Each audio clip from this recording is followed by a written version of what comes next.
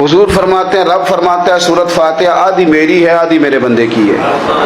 جب اس نے کہا الحمدللہ رب العالمین الرحمن الرحیم مالک یوم الدین ایاک نعبد و ایاک نستعین، جب یہاں تک وہ لفظ کہتا ہے تو یہ حصہ میرا تھا۔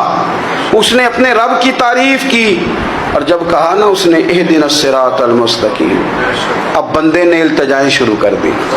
اس نے کہا کہ مالک بھی تو ہے، رحمان بھی تو ہے، رحیم بھی تو ہے، عبادت بھی تیری کرتے ہیں تو مدد بھی تو تجھی سے مانگنی ہے نا۔ اب مہربانی فرمانا اہدنا الصراط المستقیم، ہمیں سیدھا راستہ دکھا دے، صراط الذین انعمت علیہم، ان لوگوں کا رستہ دکھانا جن پر تو نے انعام کیا ہے، غیر المغضوب علیہم ولا الضالین، ان کے رستے پہ نہ چلانا جن پر تیرا غضب ہوا، جو گمراہ ہو گئے ان کے رستے۔ تو نماز میں جب ترجمے پر آپ کا غور ہوتا ہے تو آپ کا تو دل خود بخود